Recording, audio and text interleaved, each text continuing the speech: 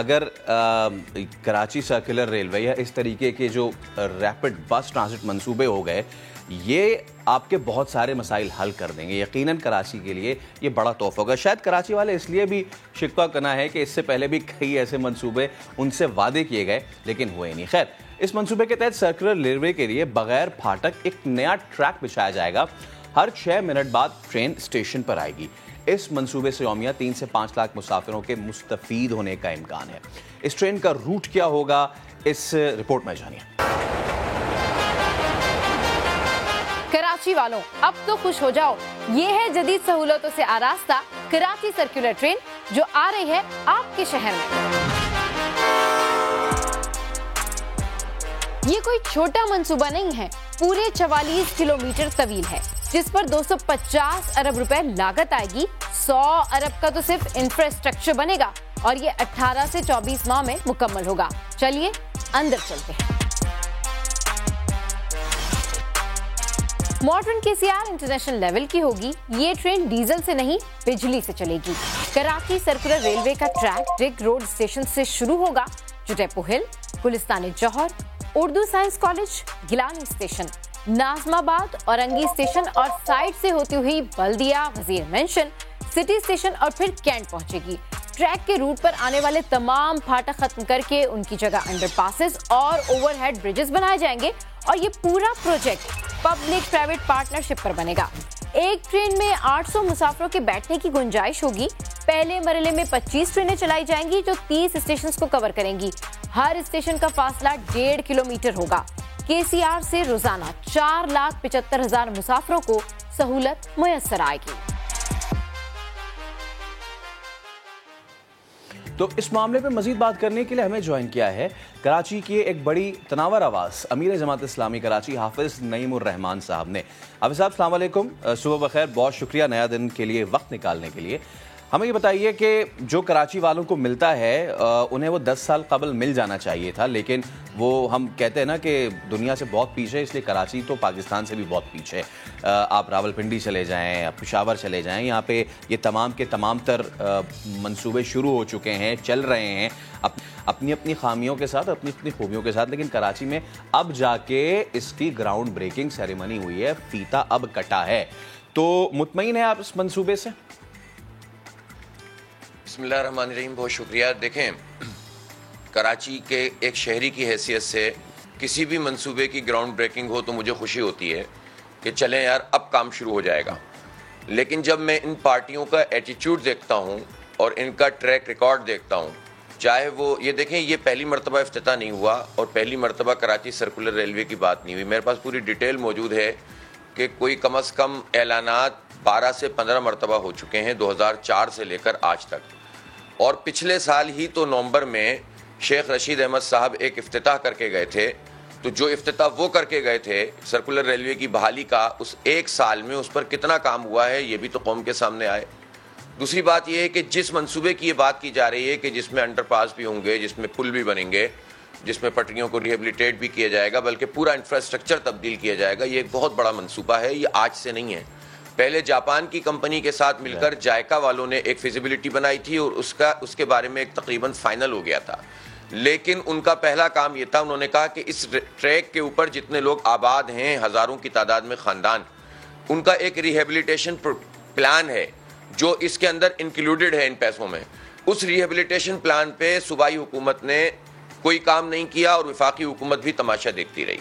फिर उसके बाद उसके अंदर ये पैसे रखे गए थे कि 20-25 लाख रुपए पर घराना देकर इनको रिहेबिलिटेट किया जाएगा, इनको मुख्तलिफ जगहों पे रखा जाएगा। ये इसका पार्ट है। लेकिन पिछले 13-14 साल के अंदर इसके ऊपर काम नहीं हुआ, पिछले 10 साल में भी काम नहीं हुआ, 5 साल में भी काम नहीं हुआ और इस हुकूमत के, वफाकी हुकूमत के 3 साल में भी काम नहीं हुआ। पिछले साल पैकेज का ऐलान करके गए थे प्राइम मिनिस्टर साहब। अब मसला ये है कि जब हुकूमतों के बारी काउंटडाउन शुरू हो जाता है तो ये इस तरह के मंसूबों के इफ्तिताह करना शुरू करते हैं जिसका एंड इनकी हुकूमत में होगा नहीं, बल्कि शुरू करना भी बहुत मुश्किल हो जाएगा। सिर्फ चंद चीज़ें होना शुरू होंगी और लोग कहेंगे देखो इफ्तिताह करके चले गए थे। मैं पहला सवाल ये पूछना चाहता हूँ कराची के शहरी की हैसियत से कि ग्रीन लाइन मंसूबा जो 2016 में शुरू हुआ था, ये मेट्रो लाहौर 11 महीने में बनी, मेट्रो पिंडी तकरीबन 11 से 17 महीने में बनी, मेट्रो मुल्तान तकरीबन 11 महीने में बनी।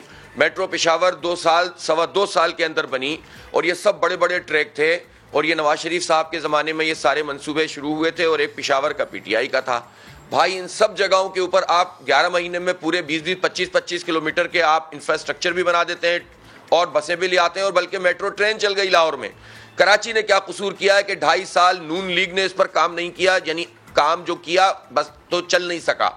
3 साल से पीटीआई के तहत है ये मंसूबा वफाकी हुकूमत के और 3 साल में फिर ये कह रहे हैं कि हम 40 बसें लाएं। भाई मेरे 40 बसों की कीमत तो 3-4 अरब रुपए भी नहीं है। आप तो 1100 अरब रुपए के पैकेज का ऐलान किया था।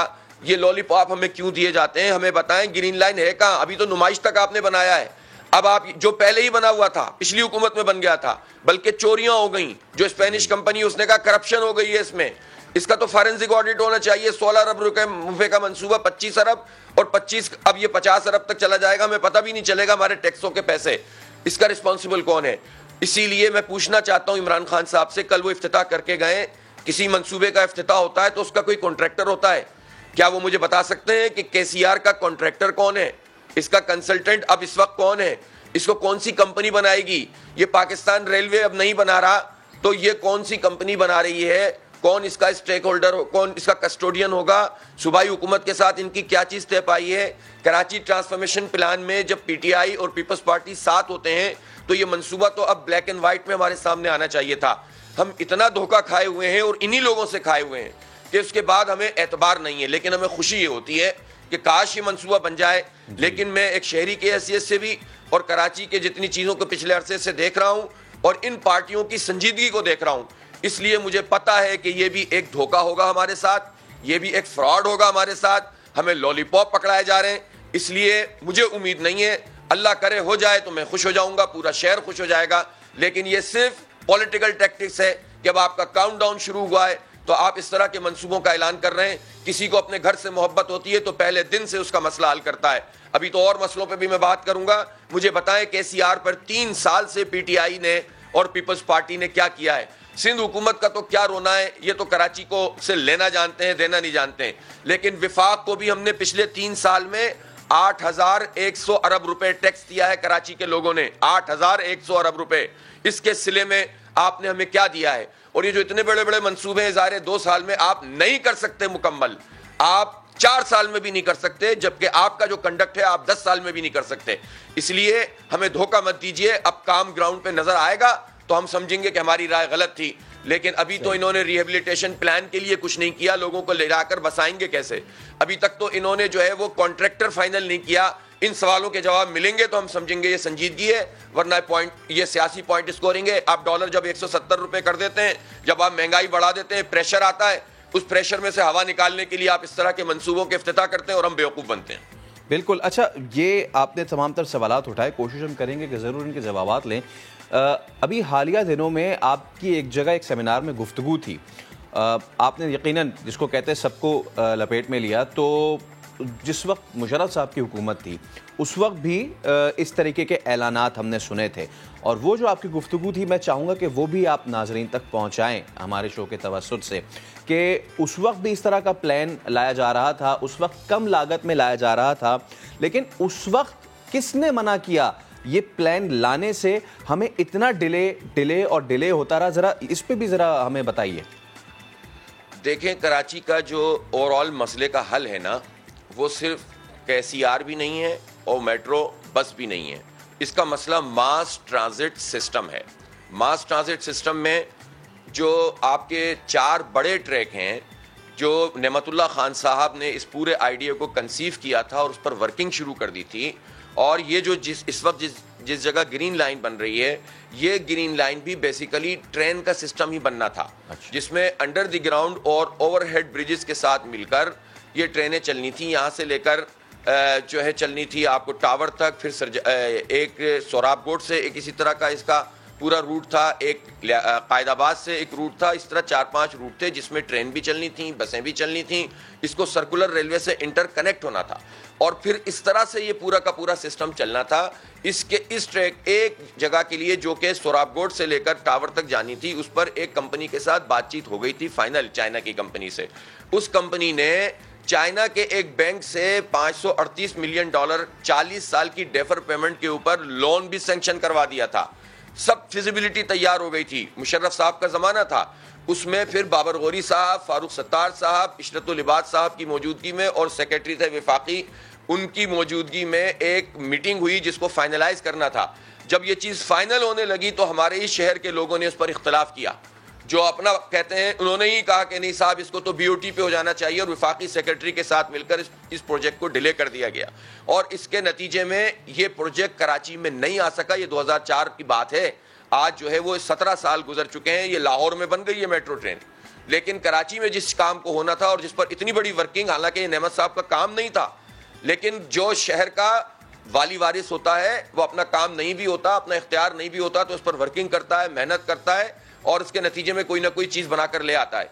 बदकिस्मती से वो भी थ्रू नहीं हो सका, और उसके बाद 10 किस्म के ऐलानात 2004, 2007, 2011, 2012, 2016, 2017, 2018 और आखिरी इफ्तितार शेख रशीद साहब करके गए थे। मुझे आप ये बताइए कि ऐलानात देकर और पैकेजेस की बातें करके हमें बहलाते हैं, लेकिन जो हमारा हक है, हमें तो 1100 उस वक्त जो है, यानी हमें 40 बसें अगर ग्रीन लाइन पे आ भी जाएंगी, 80 बसें, मैं तो इस पूरी ग्रीन लाइन पे बात कर सकता हूं कि 3 मिनट में भी अगर बस चलेगी तो 20 बसें आपकी 1 घंटे में, और 3-4 घंटे का जो सबसे बड़ा पीक आवर होता है, जो सरजानी से लेकर टावर तक जो लोग सफर करते हैं वो कम से कम 10 लाख लोग होते हैं, कम से कम, लेकिन ये तो 8000 लोगों को भी नहीं ढोएगी। तो आपने इतना बड़ा इंफ्रास्ट्रक्चर तबाह करके, नून लीग ने भी हरकत की कि चूंकि उसको सियासी पॉइंट स्कोरिंग करनी थी, और पीटीआई तो इतनी नाअहल साबित हुई कि उस काम के बाद 10% इजाफा भी 3 साल में नहीं कर सके। तो आप हमें 40 बसें देकर बहला रहे हैं और ऐलानात करके बहला रहे हैं। इसलिए हम समझते हैं कि मास ट्रांजिट सिस्टम, जिसमें सर्कुलर रेलवे उसका पार्ट है, उससे पहले उसमें रिहेबिलिटेशन प्लान है, उसकी बाउंड्री वॉल है, और उसके साथ साथ जो है वो कौन सी कंपनियां आएंगी इलेक्ट्रिकल ट्रेन चलाने के लिए, नहीं पता हमें। कौन कॉन्ट्रैक्टर है, इसके PC1 के ऊपर कौन अमल दरामद करवाएगा, इसमें सूबाई हुकूमत का रोल क्या होगा, इसमें वफाकी हुकूमत, कोई चीज अभी तक क्लियर तौर पर हमारे सामने नहीं है। इसलिए हमें शुकूक व शुबात। अच्छा हाफिज साहब, देखिए बात यह कि कहीं ना कहीं तो नुक्ता आगाज़ होना था। अब जाहिर सी बात है, आप सियासी आदमी, इसलिए आपको ऐसा लग रहा है कि ज़रूर ये सियासी पॉइंट स्कोरिंग है। मैं सियासी आदमी, मेरे भाई सो रही, मैं सियासी आदमी नहीं हूँ, मैं इस शहर का डसा हुआ आदमी हूँ सर। मैं आम लोगों की तरह रहता हूँ। हम भी जमात इस्लामी से मेरा ताल्लुक है। हम भी तो जमात इस्लामी भी तो सियासी जमात है ना हाफिज साहब, क्योंकि आम लोगों की जमात है, बोर्जुआ तबके की जमात नहीं है। जिस तरह आप वीगोज और रेंज रूवर्स रखने वाले MNA MPA की जमात नहीं है। तो मैं वहीं पे तो ला रहा हूं, लोगों की जमात है जिनको कराची का पता ही नहीं है। वहीं पे ला रहा हूं, मैं आपको वहीं ला रहा हूं। जिस तरह आपने भी उन पॉइंट्स में सफर किया, हमने भी उन्हीं पॉइंट्स में सफर किया, उसके बाद वहां से लेके नागन से लेके सखी हसन, उन्हीं बसेस में सफर किया है जो आपके जमाने में चल रही थी, गालिबन उससे पहले भी वही चल रही थी और आज भी वही चल रही हैं। वही छतों पे बैठ के डबल किराए दे के, वही नीचे बसों में बैठ के हमारी बहनें आगे होती थी, उनमें भी मर्द घुसा देते थे। तो प्रॉब्लम यह है कि कहीं ना कहीं से तो नुक्ता आगाज होना है ना। तो अगर तो 40 के बाद 80 बसेस आए या फिर एक ACR चले, यकीनन इस पे सवालात हैं और होने चाहिए। लेकिन अब जरा उनकी इसकी बात कर लेते हैं। देखिए आपने खुद भी अभी सुना कराची वालों के, उन्होंने यकीनन इस बात की निशानदेही की है कि देखिए आप जरूर बसेस बनाइए, लेकिन पहले सड़कें दीजिए। आप जरूर KCR की इलेक्ट्रिकल ट्रेन्स बनाइए, लेकिन जो बेसिक नेसेसिटी है पहले बिजली दीजिए। आप जरूर ये मास्टर प्लान लाइए, लेकिन कम से कम पहले पानी तो दीजिए। तो आज हाफिज साहब ये बताइए कि वजीर आजम साहब कल आइडेंटिफाई करके गए कराची में पानी का मसला, तो कैसे इससे हम नबरदाज़मा होंगे। कल फिरदौस शमीम नकवी साहब थे हमारे शो में, हमने उनसे पूछा कि सर आप ये कह रहे हैं कि मसले सारे हल होंगे और ये होगा, वो किसी में दम है जाए और जाके हाइड्रेंट्स ख़त्म कराए, किसी में दम है और जाए और जाके उस माफिया के सामने खड़ा हो जाए और बोले कि हाइड्रेंट्स ख़त्म करो, किसी में कौन करेगा ये मुझे बताएं। जो बेसिक नेसेसिटी है, पानी, बिजली, रोटी, अगर वो लैकिंग है, उसकी मिसिंग है, तो ये तो जिसको कहते हैं ना कि केक के ऊपर वाली चेरी रख दी है, नीचे केक नहीं है। बहुत देखें, ये जो लोग मायूस है ना, क्यों मायूस है? अगर किसी प्रोजेक्ट का इफ्तिताह होता है ना तो सबको खुश होना चाहिए, लेकिन उनको मालूम है कि ये हमें मुसलसल धोखा दिया जा रहा है, इसलिए लोग मायूस हैं। वरना KCR से कौन खुश नहीं होगा भाई? हम भी इसी शहर में रहते हैं। हम तो यानी जिन पॉइंट्स का आपने तस्करा किया, क्या याद दिला दिया।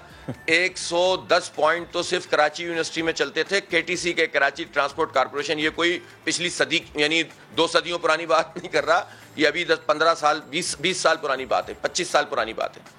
और 1999 में जाकर इसको ख़त्म कर दिया गया। और ये करने वाले भी कौन थे?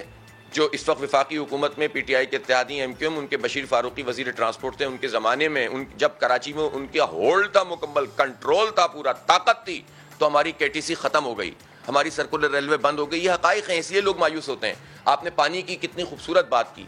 आखिरी पानी का मनसूबा नेमतुल्लाह खान साहब K3 मुकम्मल करके गए थे, 100 मिलियन गैलन आखिरी। उसके बाद से लेकर ये 4 हुकूमतें, 4 पार्टियों की हुकूमत आई है। देखें, अब जाहिर है पीटीआई के तो 3 ही साल हुए हैं, लेकिन 3 साल में भी जाहिर है हम उनसे उनके 3 साल से मुतालिक सवाल करेंगे। हम उनसे 13 साल नहीं पूछेंगे। 13 साल तो हम पीपल्स पार्टी से पूछेंगे, हम तो एमक्यूएम से पूछेंगे जो हर हुकूमत के साथ रही है।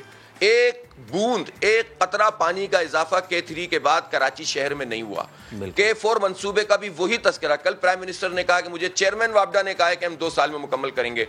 मैं मायूसी नहीं फैला रहा, लेकिन इन लोगों के जो काम है ना, वो आपके सामने लाना चाह रहा हूं, कराची के लोग ताकि उठें, इन लोगों से जान छुड़ाएं। जो K4 इस वक्त बन रहा है ना, बिल्कुल वो K4, सुने मेरी बात, वो K4 पता है कहां से बन रहा है? ये KB फीडर कहलाता है, जो केंजर झील से इस K4 को पानी देगा। वो 25-26 अरब रुपए का मंसूबा है, उस पर काम नहीं हो रहा इस वक्त, समझ रहे हैं? उसके बाद से लेकर कराची शहर में छोड़ देंगे K4 को, उसके बाद का नहीं पता क्या होगा। जो दरमियान में काम हो रहा है, उस काम का भी हाल यह है कि वो पिछले हुकूमतों में और इस हुकूमत की मौजूदगी में वो काम एक हो गया ओपन चैनल के साथ, 15 अरब रुपए खर्च हो गए और वो काम खत्म हो गया। उसका कोई पूछने वाला नहीं है कि उसके पैसे जो खर्च हुए हैं और वो मंसूबा अगर गलत डिजाइन था तो उसका रिस्पॉन्सिबल कौन है? पीपल्स पार्टी है, सिंध हुकूमत है, वफाकी हुकूमत है, नून लीग है, और या पीटीआई अब 3 साल से है। कोई नहीं, और एमक्यूएम जो सब हुकूमतों में कोई नहीं पूछ रहा। 15 अरब रुपए हमारे टैक्स के पैसों के, जो हम पेट्रोल में जो इनको देते हैं ना, जो पैसे बड़ा बड़ा के हमसे लेते हैं, वो इन्होंने खा लिए और नया प्रोजेक्ट के नाम से इन्होंने ये पैसे रख दिए। और उसमें भी जो है वो नंबरों के अंदर गेम है। ओवरऑल पूरे पाकिस्तान में 103 अरब रुपए पानी पे खर्च किए जाएंगे, जिसमें से 15 अरब रुपए रखे इन्होंने यहाँ के लिए, K4 के लिए, लेकिन डिस्ट्रीब्यूशन ये कर रहे हैं 103 के हिसाब से, जबकि इन्होंने नंबर्स लिखे हुए 182 के हिसाब से। जाहिर है ये पैसे भी कट जाएंगे। ये 250 अरब रुपए का मंसूबा है। इस साल आप 15 अरब रुपए रख रहे हैं। ये प्रेशराइज्ड पाइप का मंसूबा है। इसमें तो वैसे ही बहुत बड़ी प्रॉब्लम्स आएंगी। इसमें तो इसकी पंपिंग में प्रॉब्लम आएगी। मैं जानता हूं पानी को, मैं प्रोफेशनल इंजीनियर हूं। इतने सारे, अब आप मुझे बताइए, केबी फीडर का पानी इसको मिलेगा नहीं। ये मंसूबा अगर 4 साल में मुकम्मल भी हो जाएगा तो पानी हमें नहीं मिलेगा। तो जो 16 साल से हमारे साथ फ्रॉड हो रहा है, ये फ्रॉड मजीद जारी रहेगा। कराची वालों, जब तक उठोगे नहीं, जब तक ये लोग जागेंगे नहीं। इसलिए मैं आप लोगों से कहता हूं कि इन धोखों में मत आए। ये K4 मंसूबा जो और ये जो बिल्कुल, और जिस तरीके से आप बात कर रहे हैं हाफिज साहब, यकीन कराची वालों के कई सवालात हैं, और वो सवालात उन तमाम सियासी जमातों से है जिन्होंने उनसे पिछले कई सालों में वादे किए हैं और अपने दावे किए। लेकिन उम्मीद यही करते हैं कि अल्लाह करे कि जो नजर करम की है वफाकी हुकूमत ने वो सच साबित हो और कराची वालों को कम से कम ट्रांसपोर्ट का अच्छा निज़ाम तो मिलना शुरू हो।